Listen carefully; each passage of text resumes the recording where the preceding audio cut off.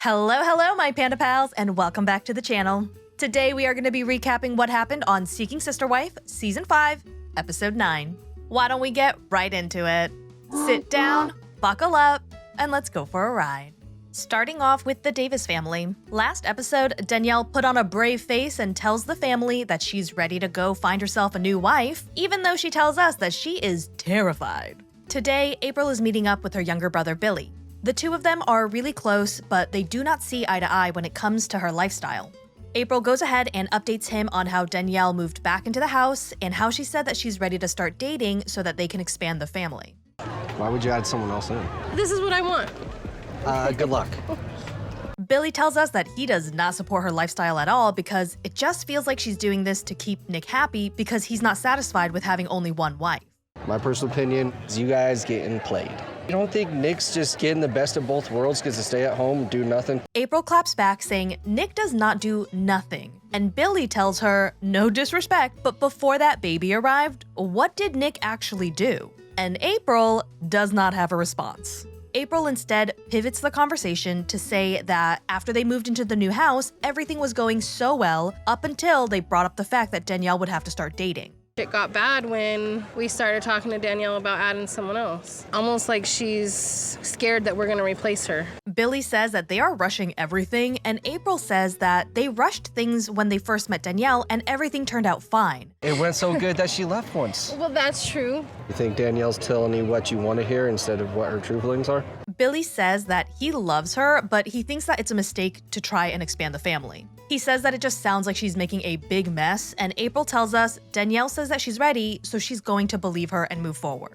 Next up, the Salahuddin family. Last episode, the couple noped right out of their date with a chipper, chatty, and super clueless youngling that made Naeem feel like he was dating a kid. The pair decide to spend some time with their mutual friend to cleanse their palate. Mike and Shamir are also Muslim, also practice polygamy, and are also coincidentally seeking a sister wife at this current time. They all head to a park and Nyla catches Shamir up on their latest date. She's 26. Shut up. What could y'all possibly have in common? Yes. Like, what life experience does she have to relate to any of y'all? None. The ladies go on to discuss how difficult it is to find someone of substance in the polygamy dating pool. Some people hate it, some people want to be the only wife, some people don't care about developing a relationship with the other wives, etc., etc. We find out that Shamir is actually Mike's third and currently only wife. His first wife divorced him when he brought up wanting to be polygamous because she did not want to practice polygamy. The second wife, who was dating Mike at the same time as Shamir, divorced him because after a while, she realized that she also did not want to practice polygamy. Now, Shamir is his only wife, his ride or die, and she tells us that even though she struggled with a lot of jealousy in the beginning, so much so that she didn't even attend the second wife's wedding and instead went to work to have a breakdown, she is now older and much wiser and much more secure in her relationship. Nyla says that she has yet to feel jealous because she's very secure in her marriage with Naeem. However, it's hard for her to say that she's not going to be jealous in the future because right now, they've really only been dating and they haven't actually been in a continuous committed relationship with another woman. It's easy to say you won't be jealous when you haven't actually been in the situation. Can't really say, how she's gonna feel. Shamir and Mike go on to give them some advice. Shamir says that they need to keep open communication in order to make polygamy work, and Mike says that his biggest concern when looking for a new wife is how she treats his current wife, and he tells Naeem that he needs to keep an eye out for that. Nyla tells us that sure, Naeem could decide to leave her any day, but if she keeps living in fear of what ifs and what could be's, then she would never do anything. She tells us that the possible benefits far outweigh the fear of the unknown. Oh yeah, he could leave you one day. But if it thrives, it can be like 10 times better than what it is now, so. Ooh. I know that things aren't bad between Nyla and Naeem, and I know that Nyla wants to do this for Naeem so that he can have more love and support and go on to accomplish so much more, but it still can't feel good to be told that things would be 10 times better if they found success in another sister wife.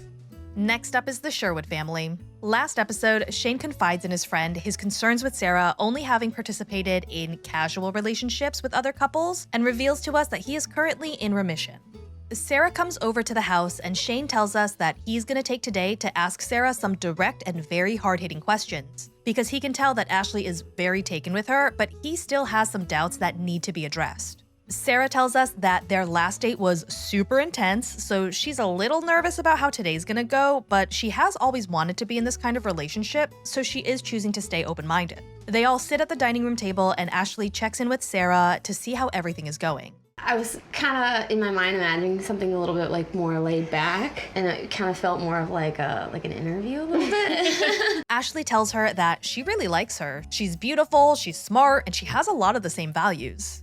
She asks Sarah how she feels about the possibility of being exclusive right now. Sarah hesitates and says that she has never had anyone ask her to commit so early on, but she does want to keep meeting them. So she tells them that she can promise to not pursue another relationship for the time being, but she would still like to go on a few more dates with them to get a better sense of their dynamic before fully committing to them in the way that they are asking.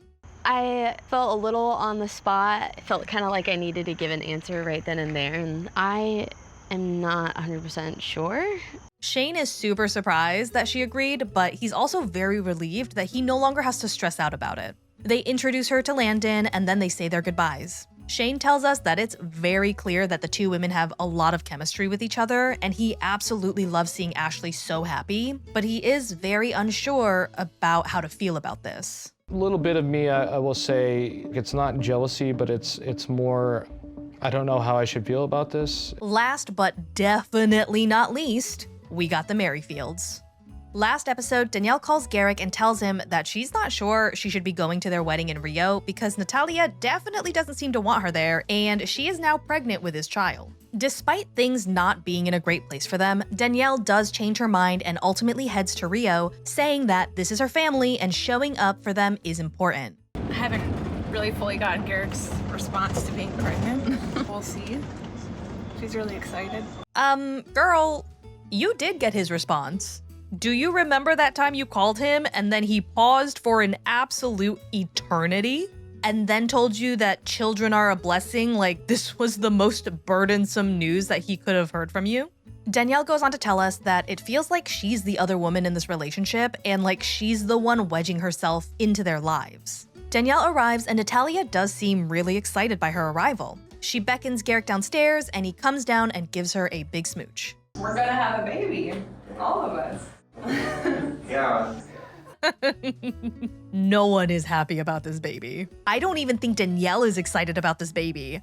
I think that she is hoping that this baby will make Garrick give her more attention, and I think the potential for that to happen is what is making her smile so big right now, not the actual baby.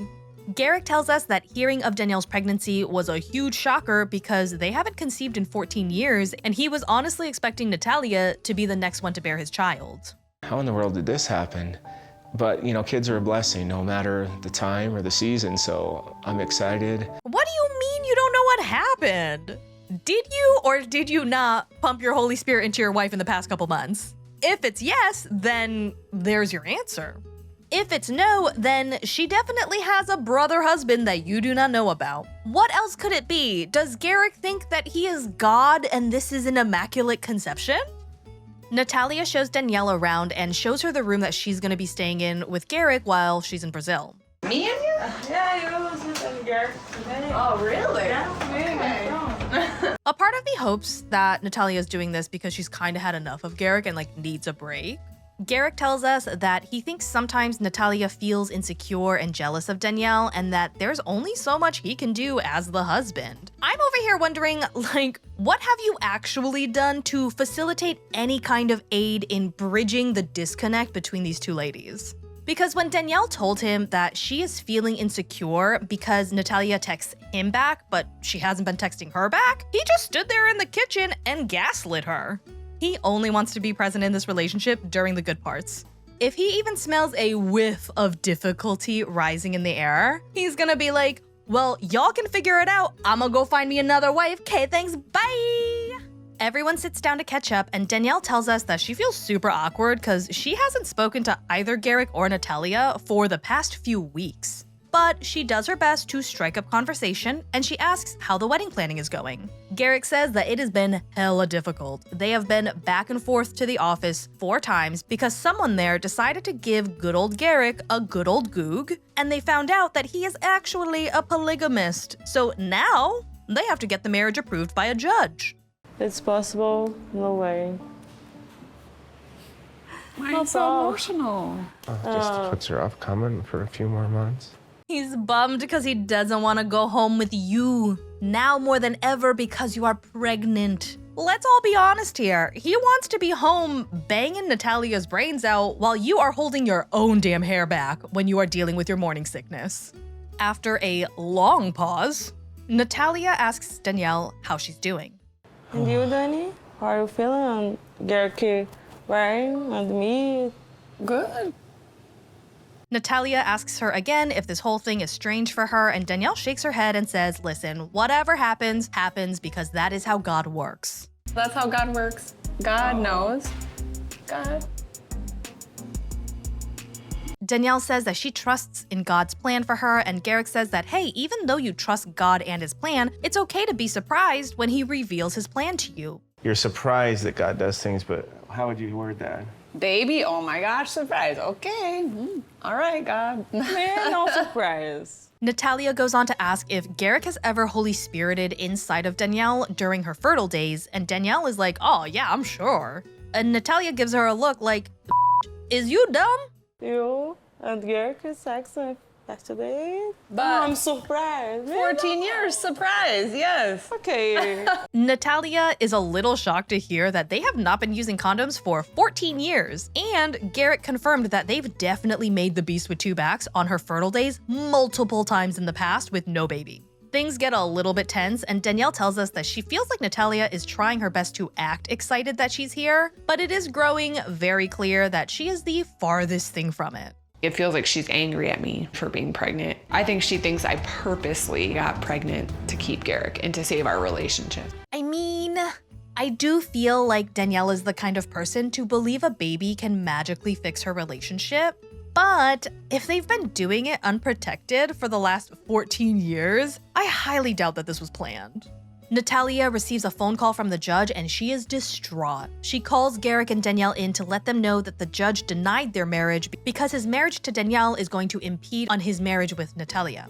Natalia tells us that she was so excited to get married and now she's super sad and super upset. Garrick tells her that this is upsetting, that her government is getting in the way of them wanting to love each other, and Natalia says that she's gonna go to lay down. You know, everybody's distressed. I can guarantee you Danielle is not distraught about this. After seeing his fiancée distraught and upset about the news, Garrick, instead of going to console her, decides to step away, let her deal with her feelings on her own, and decides to go on a walk with Danielle. Garrick tells us that with things being so bad with Danielle, it was really great to get some time apart to really think about how he feels, as if he does not currently operate like he is the center of the freaking universe. And that this time has allowed him the chance to think about how he can be a better husband. We all know that that has never been a sincere thought in that impressively hollow head of yours. The happy news out of all this is the baby. Yeah, It's real.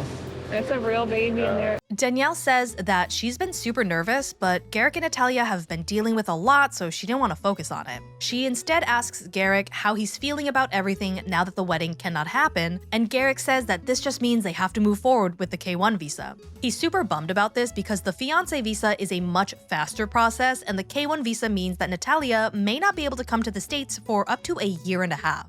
Part of me does feel relieved that there's not gonna be a wedding. You know, maybe this just wasn't the route that God wanted us to go and the K1 visa is the better option. Danielle tries to console Garrick by saying maybe this is a blessing in disguise because God knew that this was going to take longer and it's not easy, but it is God's plan.